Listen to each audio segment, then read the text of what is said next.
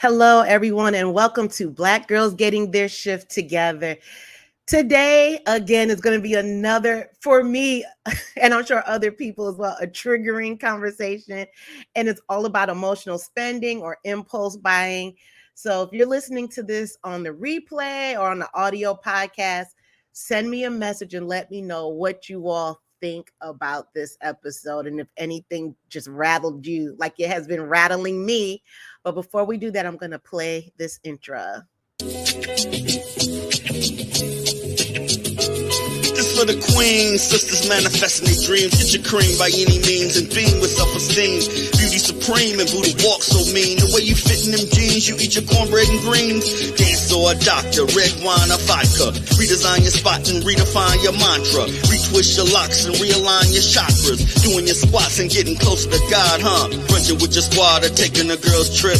Adjust your crown, you God's gift to the world, sis. Celestial body, drink your water. Meditate, sun-kiss goddess, heavenly order. Levitate, tribe of Ashanti, black girl magic, melanin popping, whether you ratchet or lavish, whether you bougie or savage, you a gift and a treasure. You got to love a black girl getting a shift together. Black girls are getting a shift together. These black girls getting a shift together, man. These black girls are getting a shift together. These black girls getting a shift together, dog.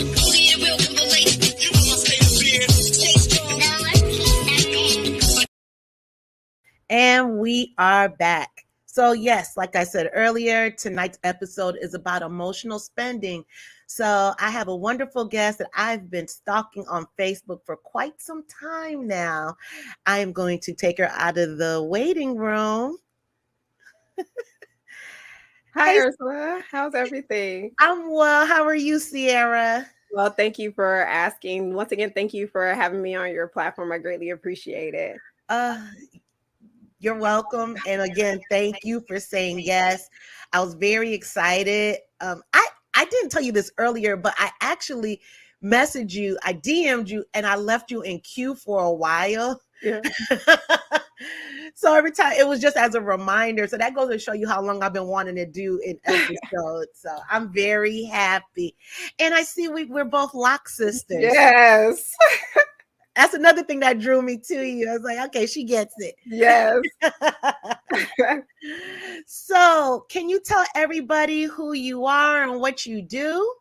Yes, absolutely. Hi, everyone. My name is Sierra Hillsman. I'm a licensed professional counselor and a certified clinical trauma professional. I reside in Atlanta, but I'm licensed in the state of Georgia. And my primary focuses are trauma, life transitions, and addictions. And basically, I just enjoy helping people through their mental health concerns and whatnot, educating individuals to grow a better sense of self, build a healthy relationship with themselves as they fulfill their purpose. But that's essentially it.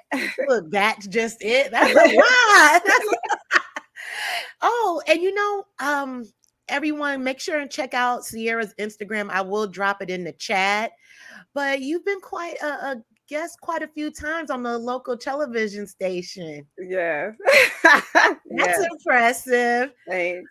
But I think it's great because for people, especially in our community, to see someone that looks like us, some melanated people talking about mental health, and it makes the topic not as taboo as it once was. Mm-hmm. What are your thoughts on that? I definitely agree. Actually, that's the reason why I got into the mental health space. Originally, I just wanted to be a mental health advocate. I wanted to take the information that I learned in my master's program and disseminate it within communities of color, specifically the Black community. Ooh. And understandably, I grew up in neighborhoods or even with a family that lived from paycheck to paycheck. And let alone trying to get people to go to see their medical doctor, but trying to convince people to go see a therapist, that was a hurdle within itself. And so I love amazing clinicians who take the time to be able to share their wealth of knowledge and provide additional information regarding mental health or destigmatizing mental health, because obviously we've grown up with so many different stereotypes, like Black people don't go to therapy, or why would you pay somebody when you can talk to your family, or you're bougie, or it's all in your head. This is all just a label that they're trying to slap on you, and not recognizing that depression, anxiety, psychosis, all of those things impact our community. So once again, thank you so much for creating space on your platform to be able to talk about these things, because it helps to normalize a person's mental health concerns. Absolutely. And, I wish we could, by having conversations like this, can normalize talking about therapy, because I know when I was growing up, that was a negative connotation. What's wrong with you? You need to go see a therapist, as if you're broken. Mm-hmm. I don't like that, but I've been guilty of that. So I get it, but I'm definitely changing. I'm not stuck in my ways, but I wish we would normalize that as a community.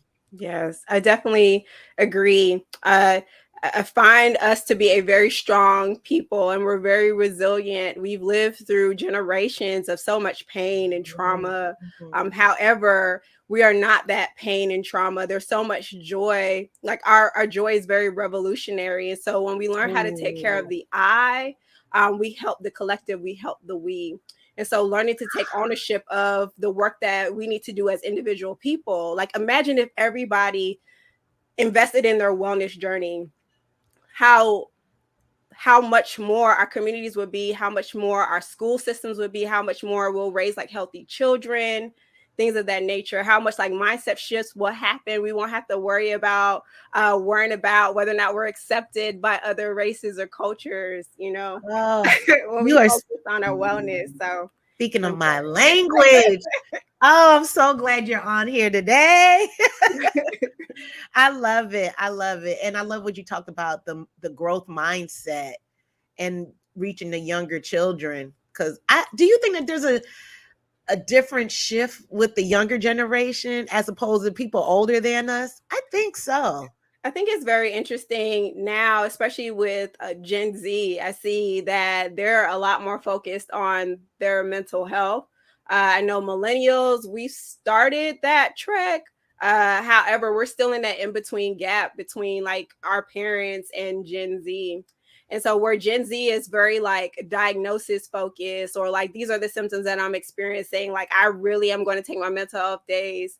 Millennials, we're still trying to figure out how to bridge that gap, how to like take what we're learning in terms of like our mental health, but like also still find ourselves dealing with like the pressures to perform, the pressures to be like the best, the pressure to be able to continue to be our ancestors' wildest dreams, our parents' dreams, because our parents had invested so much in us. And then you already know, like certain generations before us, they're just kind of like, what's that? We never talked about that. What goes on in the house stays in the house. Yes. Like, well, what feelings? What are you talking about? We don't got time to have feelings. We got to go get this check. We got to start putting some food on the table, So I find that as generations transitioned, we're leaving this survival mentality to like, how can we live a life that's sustainable? How can we create a life that's more thriving focused rather than surviving focused? Right. The abundant life. Yeah.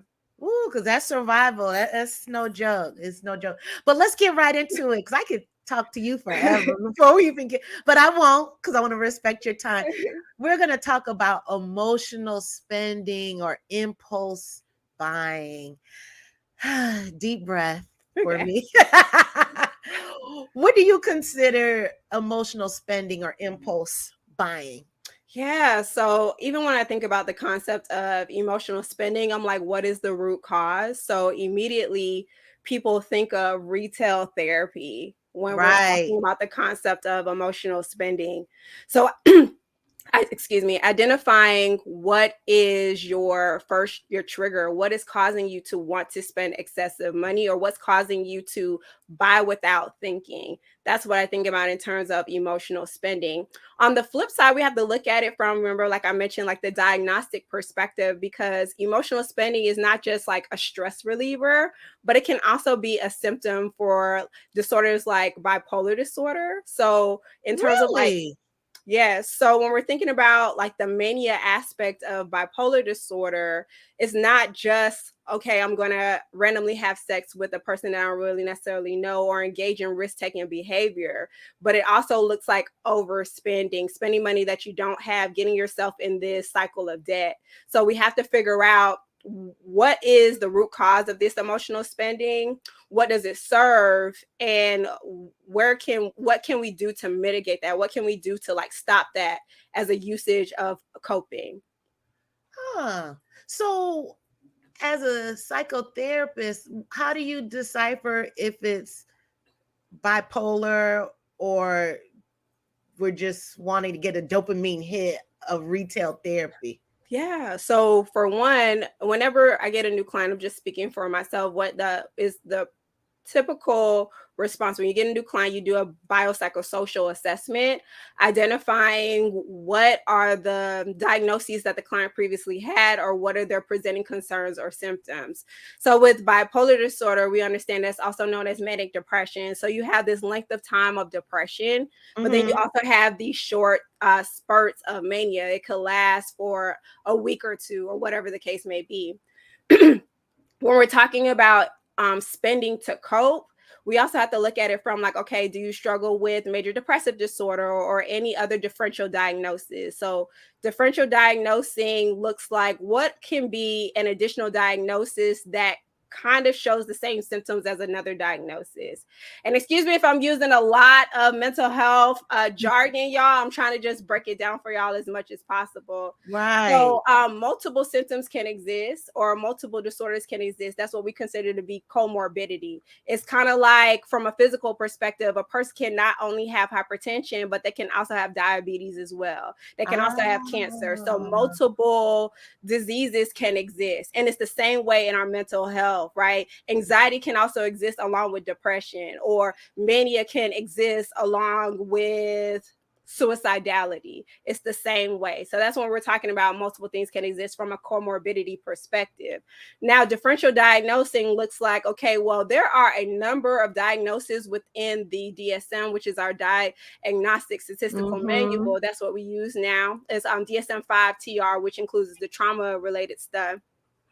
But differential diagnosis is just like, there are a number of diagnoses that pretty much look the same, but what separates them is the length of time or the lifespan. When did they occur within your lifespan?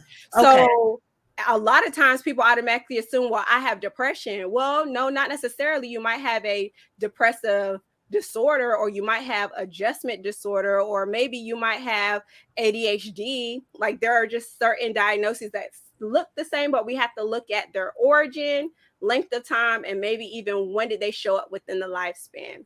So going back to what you were asking in terms of like, how do you know the difference between bipolar disorder or maybe even emotional spending from like a coping mechanism? We have to figure out one's personal psychosocial history, but we also have to check to see what triggered it, what started it, what came first, the chicken or the egg.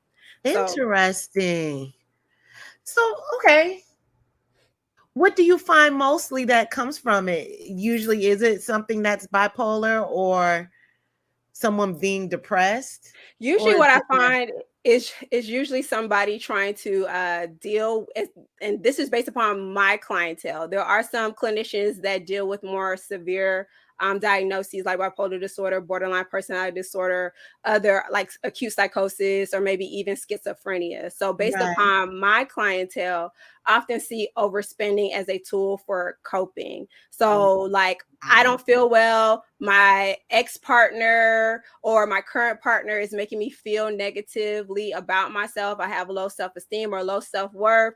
Let me go to Bed Bath and Beyond and go purchase something really quickly to make myself feel good, or to make my environment feel good. Or what we often see within like these last 2 years with the pandemic, I've been stuck in the house for these last 2 years and I need a shift, I need a change. Well, what's easily accessible? Online shopping, Amazon. You can literally get Amazon either same day or within 24 hours. It's that instant gratification, that dopamine fix that you were talking about. Also, social media, right?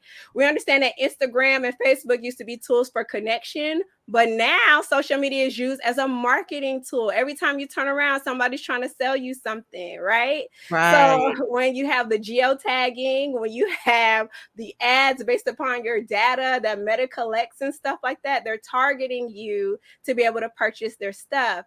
And so we have to be mindful and be realistic about, one, what's in our bank account? 2, can I actually afford this? And 3, what does this purchase serve? Wow, that's a lot. As you're talking, and you're talking about, okay, well, what's in your bank account? But in addition to the dopamine hits, it is literally like a drug, because if someone wants to use some heavy, hardcore drugs, no one's thinking about their bank account. They're just wanting that hit. Mm-hmm. Wow. Are there any other trigger examples? Yeah, so other triggers could potentially be arguments, right? And this is just from like a general population perspective, right? I just got through arguing with my supervisor via email. I don't feel appreciated, so let me show myself some self-appreciation. Or maybe I don't feel loved by my children. Like my children don't recognize how much I give to them. Let me take care of myself in this very moment. So understanding, and it's so funny, even as I bring that up, trying to determine what does self-care look like versus overspending. Because, we call things self-care in the name of like the trend. And I know, a lot of things are very trendy nowadays in mental health. Self-care, I'm triggered, or narcissism and things of that nature. So I think a huge part of it is practicing that relentless honesty. That's number one. Can you be honest with yourself? What do you mean by the relentless honesty? I like that term. Yeah, relentless honesty is being honest with yourself no matter what. Not manipulating yourself. I think oftentimes we talk about, how somebody made us feel, or how somebody manipulated us to do those things, or somebody's overstepping our boundaries. But think about how many times a day we overstep our own personal boundaries. Wow. Triggered. I feel so seen. And I'm like, even with that concept of triggered, I'm like, are you like triggered or are you offended? Which one? Or triggered AF. And I'm like taking a moment to be like, okay, what about that is reprompting a response for you, right? Because I'm pretty sure this isn't the first time you probably felt that way. So what is reprompting that particular response? What's causing that response to be elicited in this moment? So we just got to practice relentless honesty. If you're going to hold somebody else accountable, learn to hold yourself accountable. Okay, I'm going to be transparent, because this just happened 24 hours ago. So I'm on this weight loss journey, right? Okay. So I put on a shirt and it felt loose in the arms. I was like, oh, this feels good. I'm going to buy some ice cream. So I'm going to reward myself for some ice cream, which was so counterproductive. Yeah. And as I was driving to the place, and I kept talking myself out of it, but it's that push and pull, that pull and tug. And I knew it was the wrong. And so anyways, fast forward, I finished it. And then I put the cup down. I was like, damn, why did I buy that? Yeah. Why did I buy that? Why did I reward myself with food when I'm trying to lose weight? And it felt like a dopamine hit when I was getting my keys and my shoes and getting ready to go. Yeah. Definitely. Thank you for your honesty and transparency in this moment, because I'm pretty sure there's somebody who's listening and it's just like, dang, sis, I feel the same way. Right. Mm-hmm. And so even then in that moment, taking the time to ask yourself, why would I undercut the progress that I've made? Or why Right. do I feel like I'm undeserving to maintain the progress that I Ooh, yes. Damn, that hurt. But it that's where I can grow from, because asking those why questions. And let me get really real and transparent. I was feeling very stressed from work Mm, and I needed a break, but that wasn't the healthy way. I mean, aside from the physical, but that I just kept powering through and I was just done. yeah. So yeah, but it when I thought about it, it really came down to work and my loose clothes, but it came down to work as well. That was the core of it. Yeah, Yeah. definitely. So Ouch. and so even then in that moment, because I know you were talking about why questions, something that I always encourage my clients to do is like self-inquiry, right? If there's a particular behavior that you're trying to alter or change, get to the root of it. What about this particular behavior is still happening or occurring? And so we Right. ask ourselves, who, what, where, when, why, and how. Sometimes we have to be careful with the why questions because sometimes we'll get caught up in not being able to answer the why. There are some questions we might not know the answer to, Is that and okay though? that's okay. It It's is okay. okay. That's why you just switch it up and like, okay, well, what or how or when or where, like in that moment, asking yourself, when did I start this behavior? Where did I pick this up? Who taught me to utilize food as a reward for whatever it is that I accomplished in life? Right. I'm going to read this little blurb from Very Well Mind about emotional spending. Mhm. And it said everything that you were talking about. Some key takeaways: that emotional spending is money during a period. Wait, excuse me. Emotional spending is spending money during a period of heightened emotions like stress or Mhm. sadness. It often results in buying items you don't really need or even want. Mental health experts say that this is a coping mechanism to avoid addressing those difficult emotions, but there are many ways to deal with it. Yeah. Woo! And then it went on to talk about the pandemic. And I will say this, and this is including my home as well, going to certain friends, some friends' homes, and I would see a bunch of Amazon boxes, including my own house.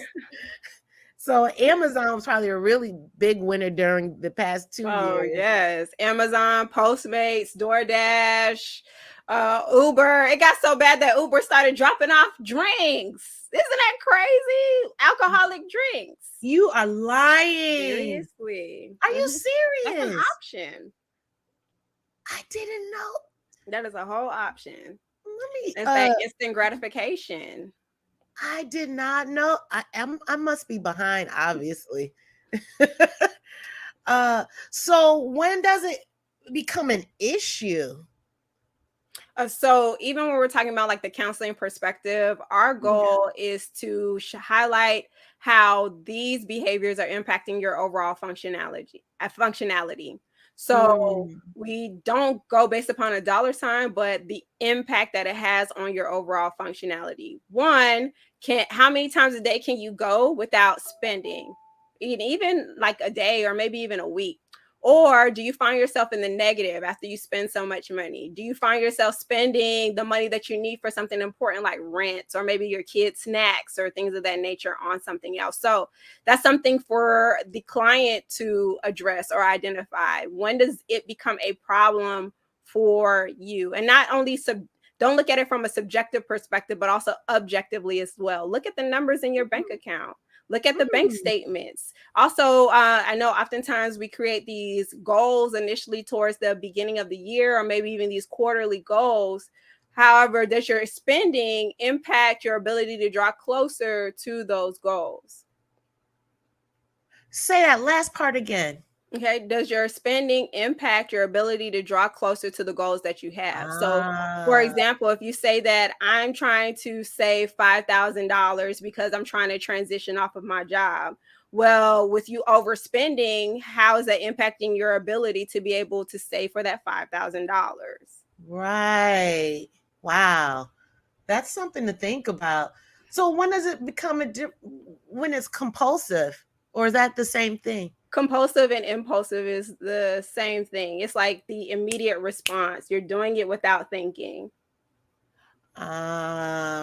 Okay. So that makes sense, where I've read that if you wait 24 hours to see if you still want it or need it. That's a rule. That's a good rule of thumb. Yeah. But sometimes we have a way of tricking ourselves. I just gotta wait 24 hours. Oh, I still want it. Boom, there we go. So, Because I was going to have that ice cream before it closed at 24 hours. You're right. And we trick ourselves into justifying why we need it. justifications and rationalizations. Oh my God. This is some good stuff. This really is. So, do you think how a person grew up financially, if that has anything to do with it? That is such a great question, Ursula. And I was waiting for you to ask me that question because I am so big on financial wellness. So I get into wellness counseling with clients, and financial wellness is one of the 8 domains of wellness. When we're talking about like the concepts of wellness, we're looking at ourselves not only from like an intellectual perspective, but also physical, social, occupational, financial, environmental, as well as just like all the spiritual component. Yes. There's so many different things that make a human being up and that we completely forget. We only often see ourselves from a physical and maybe even a emotional or maybe even a spiritual perspective, those 3 domains, but there's so many things that contribute to our overall wellness. And when I get into the concept of financial wellness, I always challenge clients to look at what is your relationship with money from an emotional, spiritual, or maybe even physical component. And when we're talking about money, we're also looking at resources as well, because we understand that currency is just only one part of financial wellness. What about like your barter system? Like, how do you leverage your skills to generate income, things of that nature? What is your relationship with money? And who taught you the belief system in relation to money? What experiences did you have growing up, or what experiences did you have across your lifespan? Because understandably, we come from like different families and we view money differently. And sometimes as we grow up and we have different experiences, our belief system changes. So I know for me, I can speak for myself. Like I mentioned, I grew up in a home that lived from paycheck to paycheck. Right. And we really focused on exchanging time for money. As I grew up and become older, I realized that there's things like passive income, there's investing, there's other ways to generate resources. And so what is your relationship with your finances? Because are you a spender? Are you a saver? Are you an investor? Do you see money as something that needs to be stored away just in case there's an emergency? Or do you see your money as YOLO? You know, you only live once. Let's go vacation. Let's live in the moment. Right. Or do you see purchasing items as like, let's only buy things on sale, let's utilize coupons? Or do you see it as, well, I'm here and I'm not trying to go back to the store, and it's right in front of me, so I'm just going to get it right now? How do you see money? How do you view spending? What are your spending practices, and how does that impact you emotionally? Because what we find with emotional spending, you have this urge, you're ready to buy something, you buy it, then you have this buyer's remorse, you have this regret, then you start going back and forth with that whole bartering system, like, well, let me rationalize why I did it, but I see my bank account, I don't know, you start having that wrestling. And then after that, you can either make your initial symptoms worse, where you were buying based upon stress, but now you added additional stress on yourself, or you could be buying for stress, but then like ultimately saying, you know what? I'm okay with that. I'm just going to continue living life obliviously, pretend like this never happened, and never reprimand myself, never hold myself accountable. I'm just going to continue the cycle. So, whoa, that's some deep. Wow. I never thought about the compounding of the stress upon I never heard of that. Huh. Yeah. So, learning to play the tape all the way through, that's something that we talk a lot about in like the concept of recovery. So, if anybody is listening from an addiction perspective, whether you have addiction to food or maybe even addiction to drugs or alcohol or anything like that, before you engage in a particular behavior, play the tape all the way through. What is this thing going to look like in the long run for you? Oh, that's some good stuff right there. That's good, Sierra. Wow. Okay, I didn't mean to interrupt you. Oh, you're good. That was my light bulb moment that went off right there. Wow. Yeah. Play the tape through. And you said that in that post, but I didn't understand what you meant by that. And I remember making a note to ask you, but now I know. Yeah. Play the tape through. Because if Mhm. you don't, that's at least I'm thinking in my brain, I will start talking myself into why the justification of it all. Yeah. But I mean, it works in this moment, but even like the concept of like doing a cost benefits analysis, not only is this going to how is this going to impact you from a cost perspective, like financially, but is this going to cost you your peace of mind? Is it going to cost you your stability? Is it going to cost you your sanity? Like, what is this going to cost you when you exchange your money for this particular item or these multiple items? Ooh, wow. Okay, I'm going to share something. I've never said this before, but I'll be transparent. Sure. And anyone listening, send me a message and let me know if this resonates with you also. So when I started therapy and I remember now in retrospect that I would buy a lot. And put like this, when I went through my home, because my therapist said, well, you know, if you feel like you have over purchased, go through your home.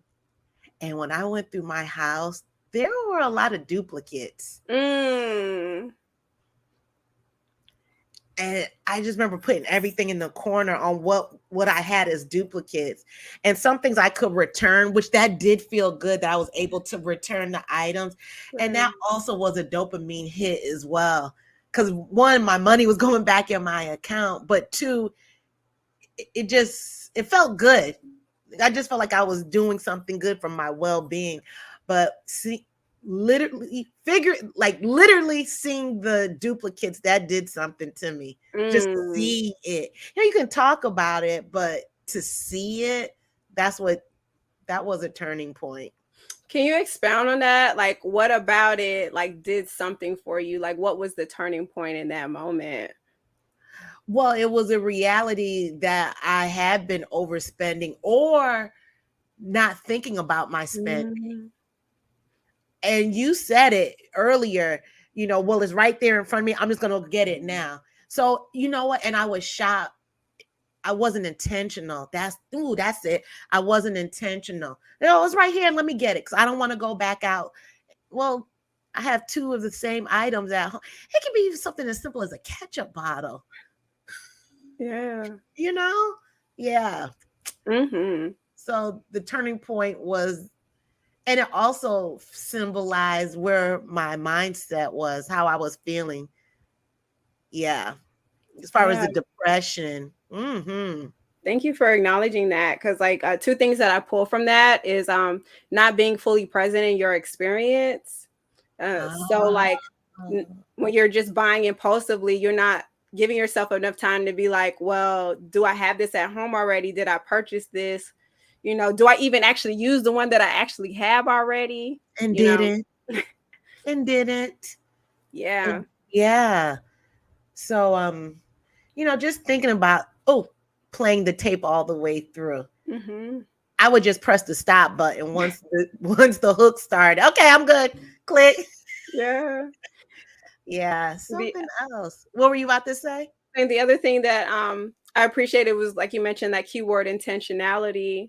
Yeah. And so learning to recognize, okay, let me not only be intentional with my dollars, but also let me be intentional with myself. Do I even want to put myself through this cycle of like rigmarole of having to face the fact that I bought multiple things and that I have to spend gas to go take it back, or I have to pack it up and send it back to Amazon. Like, even when we're talking about the cost benefits analysis, like there's so much that goes into overspending. It's not just like, oh, I buy it and it comes here, but that cycle of regret, that guilt and that shame. And then like, oh, let me hurry up, especially if you have a partner and your partner knows that you have an issue with overspending. Let me try to hide this so that my partner doesn't know that I did this thing. So there's just so many different components to the overspending aspect of it. 2 questions. Can you talk about that cost benefit analysis again? Yeah. So when we're talking about cost benefits analysis, like what are the benefits of engaging in this behavior? What is this costing me when I engage in this behavior? So when we're talking about like the genuine benefits, like how does this benefit my livelihood? How does this benefit my wellness cycle? And are these genuine benefits, not rationalizations, not justifications or anything like that? How does this serve a particular purpose in my life?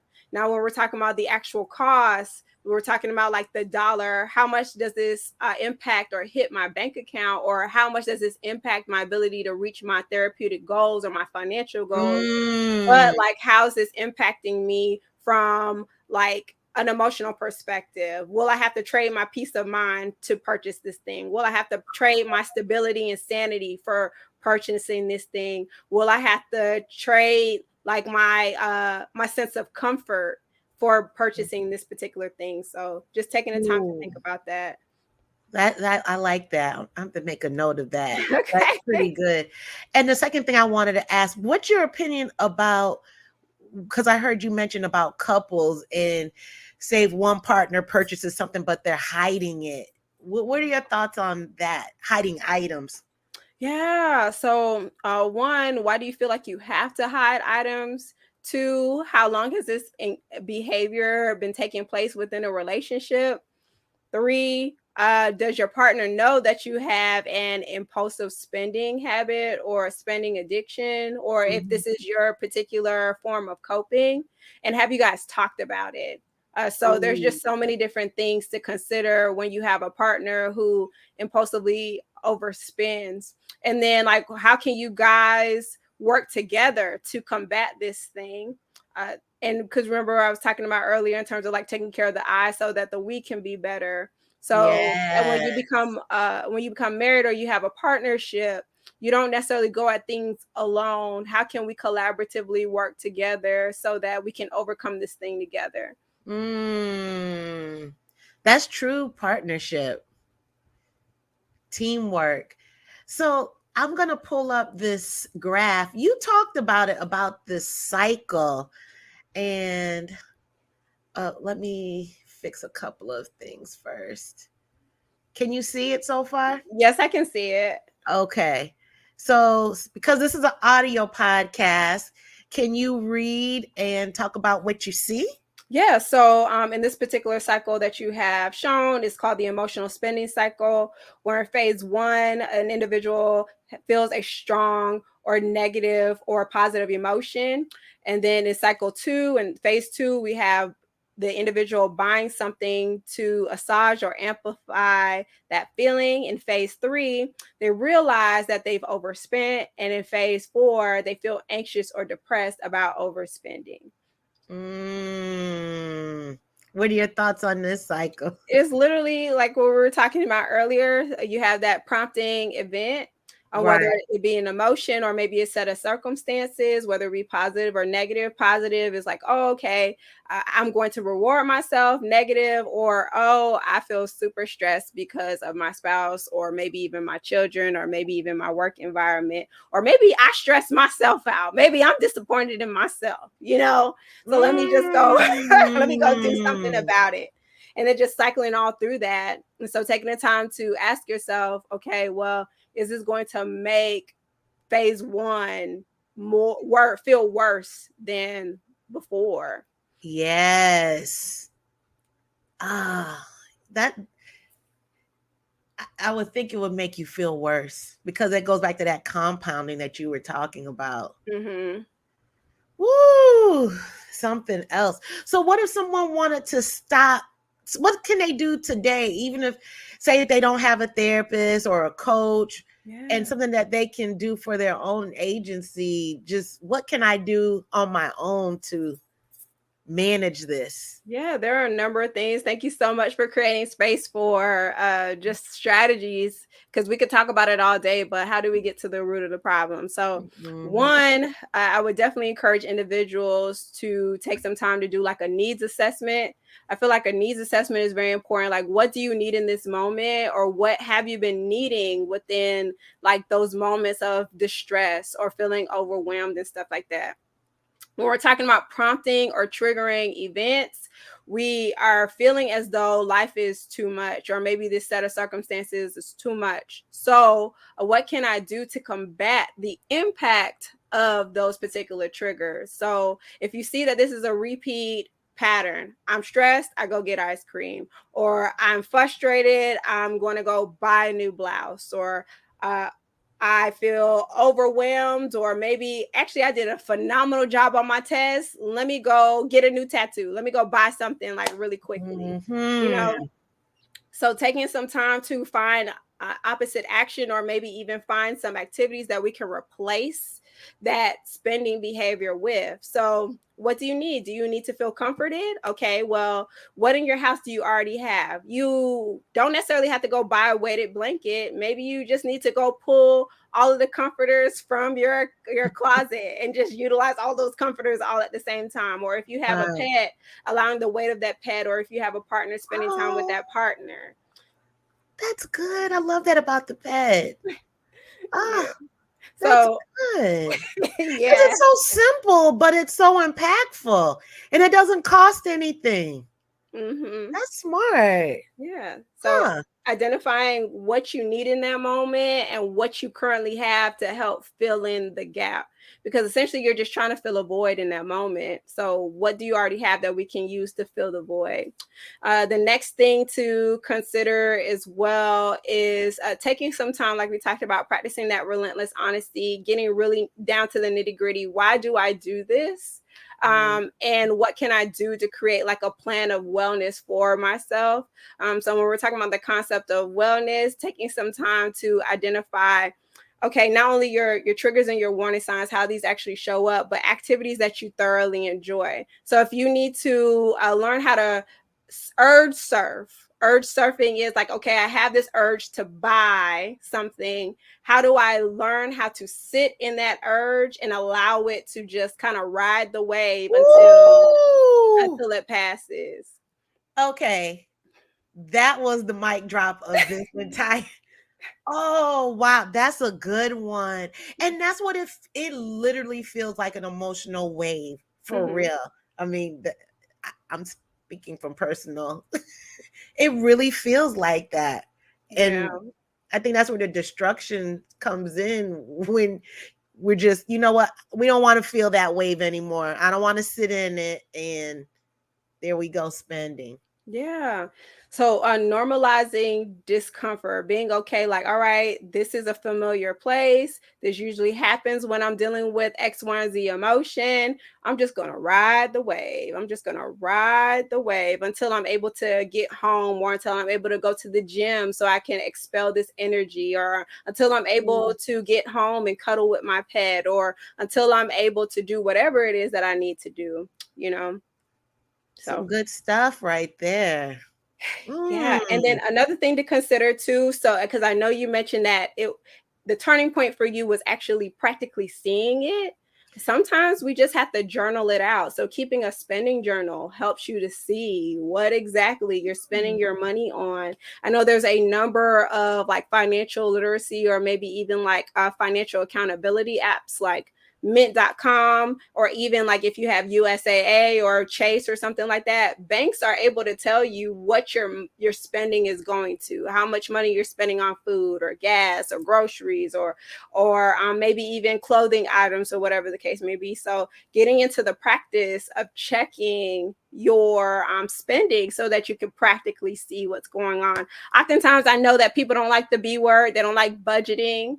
But let's replace budget with boundaries. Remember, we were talking about learning to respect our boundaries. So implementing those financial boundaries for yourself too. That's some good stuff. That's really good. And that makes sense because if you, with those apps, and you can create the graph on what you're spending. I'm visual, so that helps to see it instead of thinking about it. Yeah. Right. So off the subject, but kind of on it, I just thought of this. What are your thoughts on people who don't like to spend at all?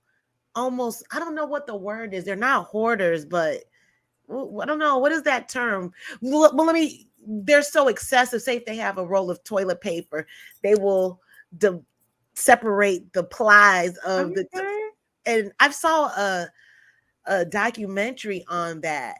Or they would use the toilet paper, rinse it. It was bizarre. Yeah. And then he would dry it. He would put it on a line and dry the paper towels. Yeah. Excuse me for anybody who's watching this on video. I know I don't have my counselor hat on, so I can make whatever faces I want to make. But that goes back to like learning how to copy and paste. Like we mentioned, like what is your relationship with money? Why did you become so stringent with your resources, so to speak? Why do you feel like you have to live to that extent? Because some people come from like wealthy backgrounds and maybe they've hit rock bottom and they never want to experience rock bottom again. Or maybe their parents taught them how to learn how to stretch for quite some time, you know? Right. So that's something for people to consider. Like think about what belief systems you grew up with or acquired through your caregivers. What is that term called when someone doesn't spend money? Or is there a term? I don't know. I'm not sure. I don't think there's a term for it. Okay, I was just curious on that. Well, Google, I guess. Yeah. Oh, I will be Googling for sure. So, why did you name your company Legacy Speaks? Yeah, so I'm really big on the concept of legacy. So, like, what can you leave on this earth? And I remember reading this quote by Oprah about the advice that Dr. Maya Angelou gave her.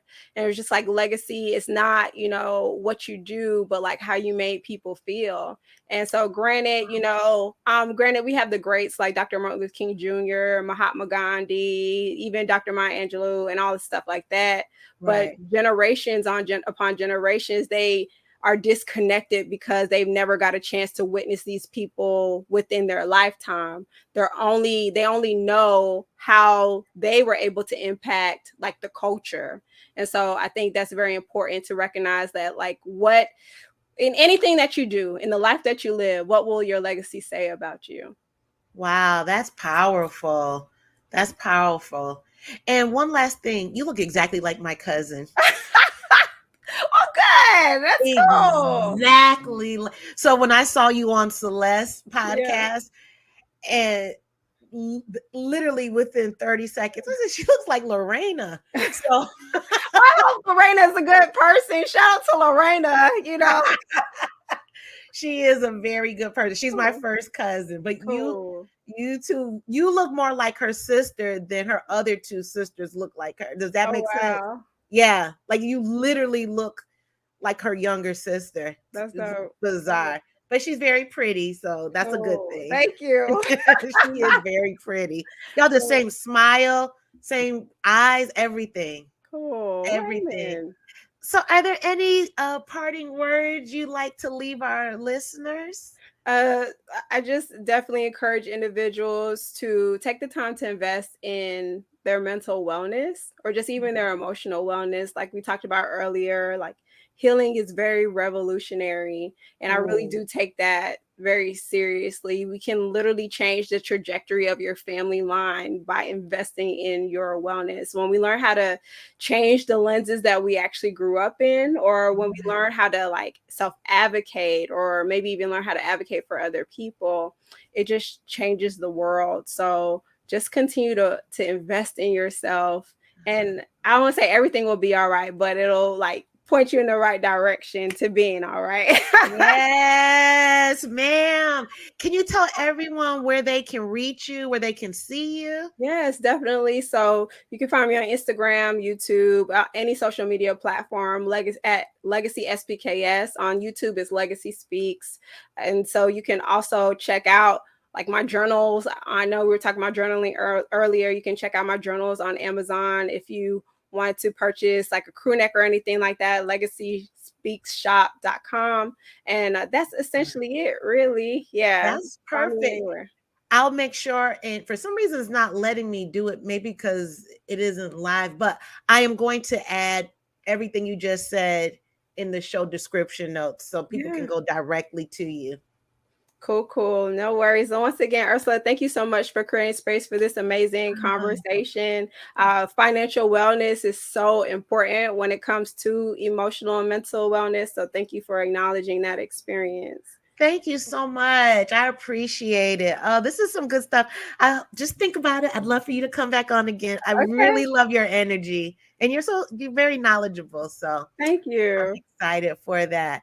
So everyone, thank you so much for tuning in to another episode of Black Girls Getting Their Shift Together.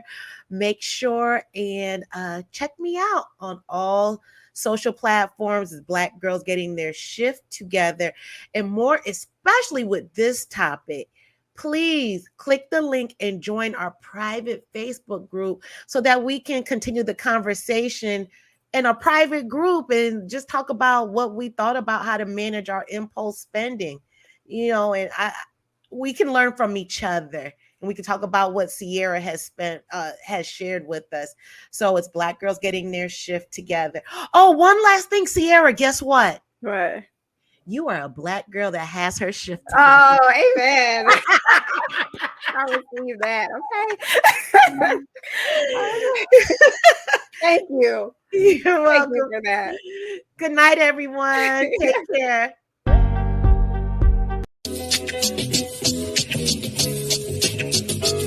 This for the queens, sisters manifesting their dreams. Get your cream by any means and beam with self-esteem.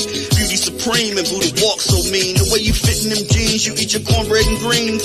Dance or a doctor, red wine or vodka. Redesign your spot and redefine your mantra. Retwist your locks and realign your chakras. Doing your squats and getting closer to God, huh? Crunching with your squad or taking a girl's trip. Adjust your crown, you God's gift to the world, sis. Celestial body, drink your water. Meditate, sun-kissed goddess, heavenly order. Levitate, tribe of Ashanti. Black girl magic, melanin popping. Whether you ratchet or lavish, whether you bougie or savage, you a gift and a treasure. You got to love a black girl getting a shift together. Black girls are getting a shift together.